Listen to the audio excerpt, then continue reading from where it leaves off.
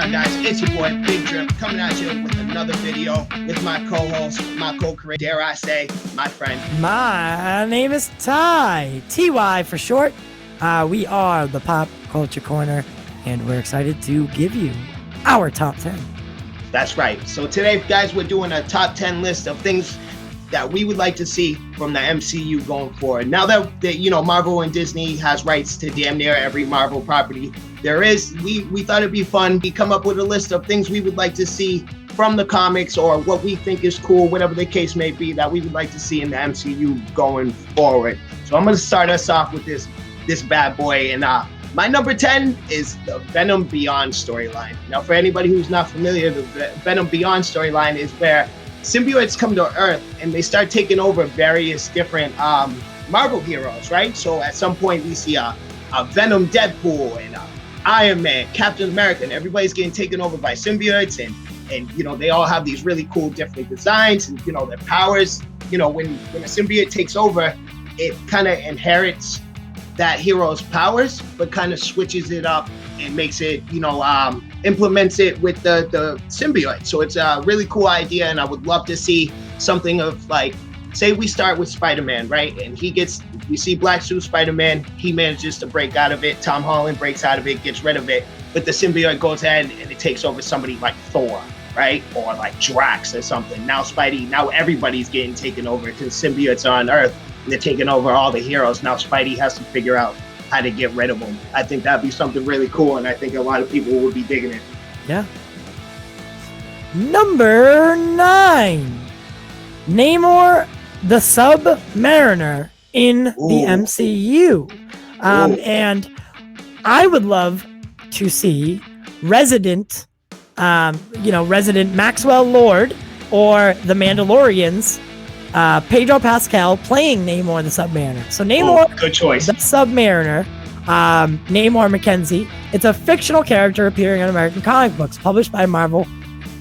He debuted in early 1939. The character was created by writer-artist Bill Everett for comic book Packager. So he was initially created for the unreleased comic motion picture Funnies Weekly. The character first appeared publicly in Marvel Comics issue dated in 1939, which was the first comic book from Timely Comics, in the 1930s, 1940s, predecessor of Marvel. They were called Timely Comics. I think Namor being introduced into the MCU is long overdue, since he was one of the first heroes that was in the Marvel proper comic timeline. I do think it's a little bit overdue for Namor, and he would be a direct rivalry for DC's Aquaman. So I think it'd be cool to see him, tagging along, with Captain America, now to be Falcon or, Bucky or whoever takes up the mantle. But I think it would be cool to see him, running around or swimming around the MCU. Around the MCU. That's a great choice, and I heard rumors of him possibly being a part of Black Panther 2. Number 8, John Bernthal returning as the Punisher. Now, the Punisher is first of all, if you ask me, a slept-on Marvel anti-hero, rather, because he's been a huge part of the Marvel Universe since his debut. I mean, this man has, countless encounters with all of Marvel's villains and heroes as an anti-hero. Now, before you guys start blowing us up in the comics, first of all, Charlie goes without saying. We all want Charlie back. Everybody loves Charlie. It's well known. We all know it. Everybody knows it. And there's also rumors of him shooting scenes for Spider-Man 3. 7. The Nova Corps. So the Nova Corps, yes. So the Nova Corps has long been something that I wanted to see in the MCU. We kind of got a little bit of a tease in Guardians of the Galaxy. However, it never truly came to fruition, and I think that's deliberate. So the Nova Corps in general was Xandar's space militia.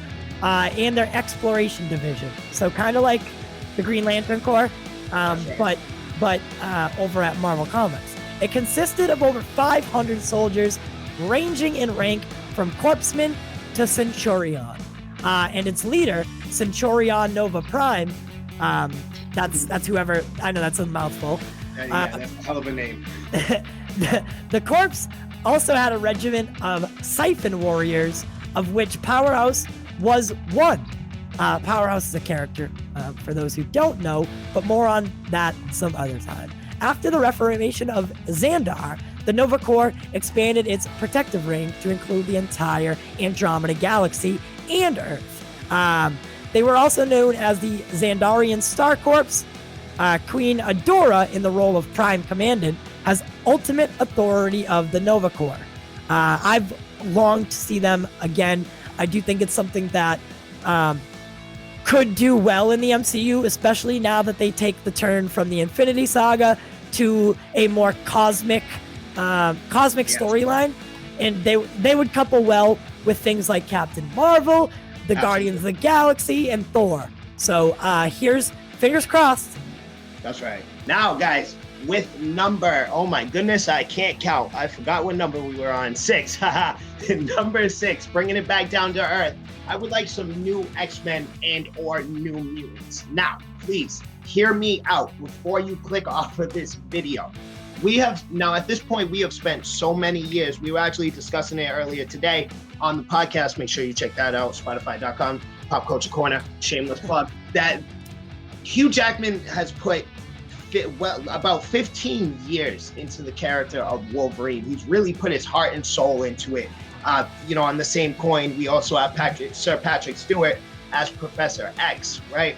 And it's to the point, especially with those two characters, that we've become so connected to them, and it's been so long that when Marvel does inevitably recast them, we're not going to be satisfied. Let's be real. We're all going to be angry with their choices, no matter how well they do, especially on the Jacked Man's case of this one.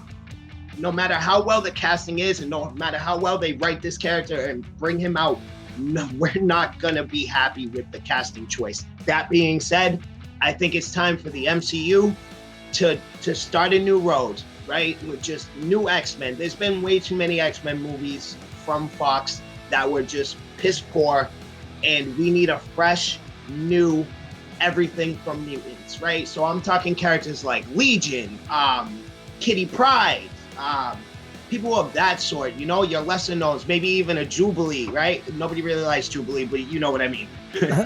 Some lesser known, maybe Angel, characters like that we haven't really seen, or we haven't seen that much or at all in X-Men movies, right? And again, guys, I know we all want Wolverine in the MCU. Trust me, I do too. But again, I can only speak for myself here, but I'm pretty sure this is the case for all of us. We are not going to be happy with the recasting of Wolverine. We're just not. Hugh Jackman was just way too good at the role, right? It's just it is what it is, guys. So that's my wishes. Number 5. So number 5, I have Avengers vs XMen to keep the theme going. I think with the recent addition that Marvel made, taking the rights back from Fox and bringing the X-Men home, I think a wonderful storyline going forward to maybe rival the Infinity Saga could potentially be the Avengers versus the X-Men storyline. So this one is pretty self-explanatory. The X-Men and the Avengers fight. In the comics, they were fighting over whether or not to stop the Phoenix Force before it got to Earth. And then things got a whole lot worse. With the introduction of the X-Men to the MCU, there's no way the story doesn't happen at some point, and that's a good thing. Avengers vs. X-Men was an action-packed lark that would make great fodder for several movies. They're not going to just get along right away, right? The mutants and the superheroes. Mutants have they've always kind of been comics' way of talking about race or, equality in the world. So I think that, movies definitely reflect or art imitates life. And I think this would be a very relevant storyline to the way a lot of people feel right now. Well said, Drizzle. That's leading us into number 4. Number 4 is heroes facing villains who are not their own. Meaning, things like Venom versus Iron Man, or the Incredible Hulk coming up against something like Magneto, or whatever the case may be. But so there's throughout the years we've seen this happen in the comics, whatnot, and it always makes for a good read and an exciting fight, right?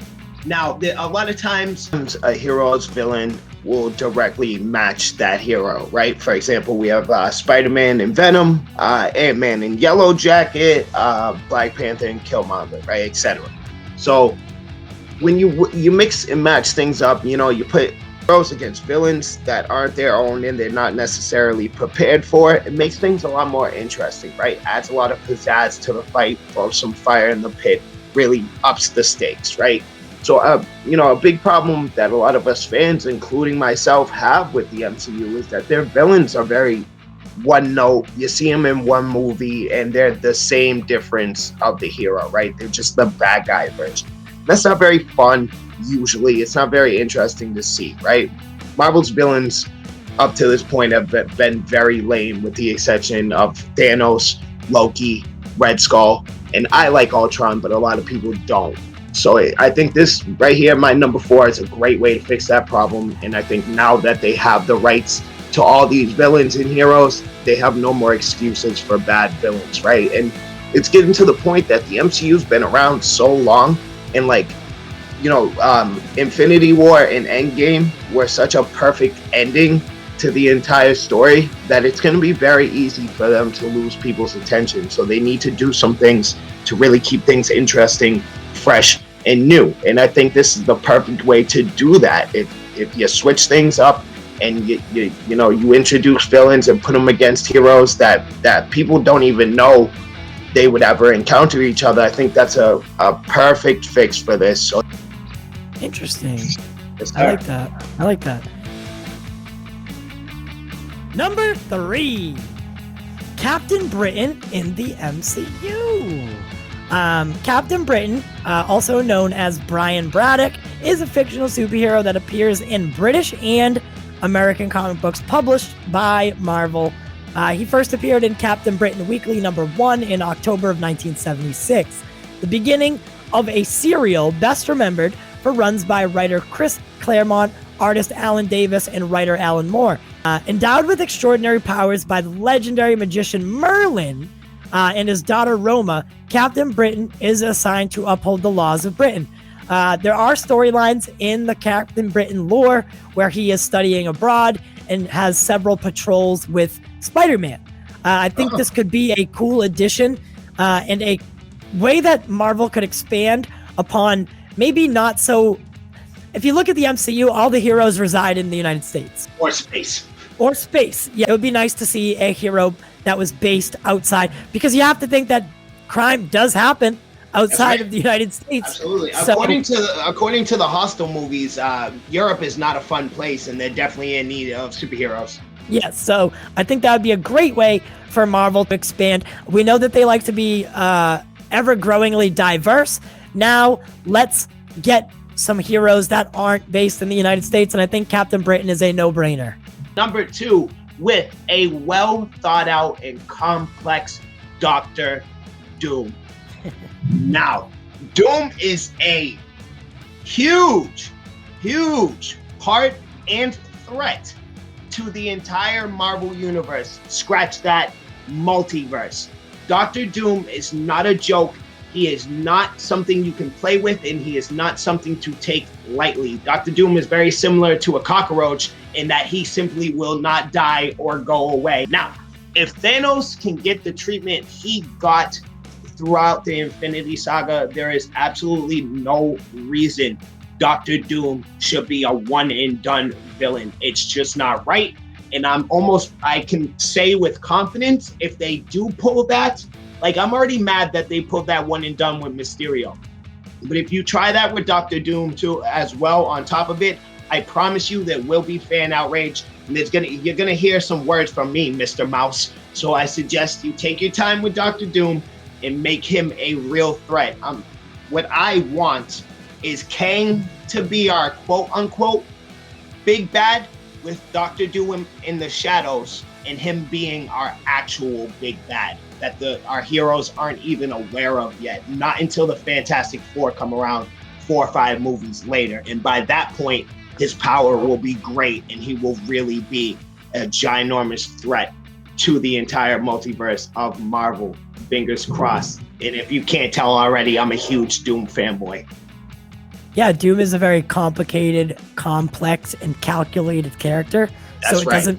doesn't make sense for him to be a one-off villain. Number one. It's something that I think would be one of the, if not the greatest Disney Plus storyline if it were to come to fruition. Captain America, a Disney Plus series based around him returning the Infinity Stones to their respective timelines and places in the multiverse, or just, you know, our universe. At the end of Endgame, we see Captain America volunteer himself to go back in time and place the stones in their respective positions. Now, why I think this is would be such a good story to tell is because there are so many things that he had to do that involved things like going back to where Red Skull was watching over the Soul Stone. Right. Can't imagine that was a pleasant experience. We have to assume that. So Captain America, when he went back in time, he created an alternate timeline where he stayed in and lived his life out with Peggy Carter. I would have to assume that either A, there was 2 Captain Americas running around at the same time, or B, he didn't just sit around and let things happen. So he must have had to suit up a couple times to keep history intact.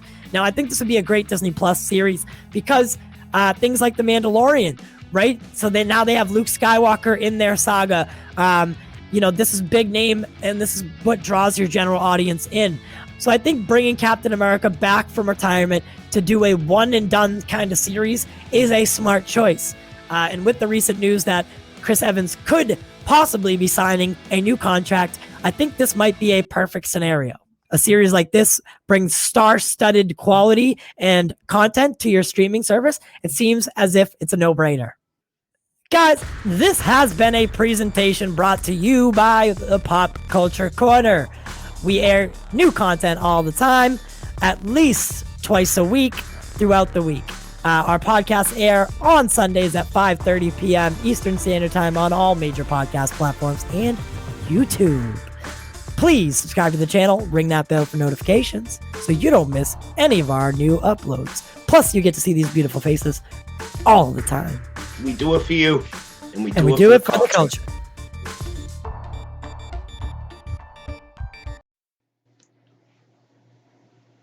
On a more serious note, guys, again, thank you for watching. And I just want to take a moment. Please go ahead and check out Michelle Roberts' GoFundMe page. That is Tyler's mother, and she is suffering from cancer, guys. So we have a GoFundMe set up for her. And if you can, please donate whatever you can. We understand that times are tough right now, and I would never ask you to break your bank for us.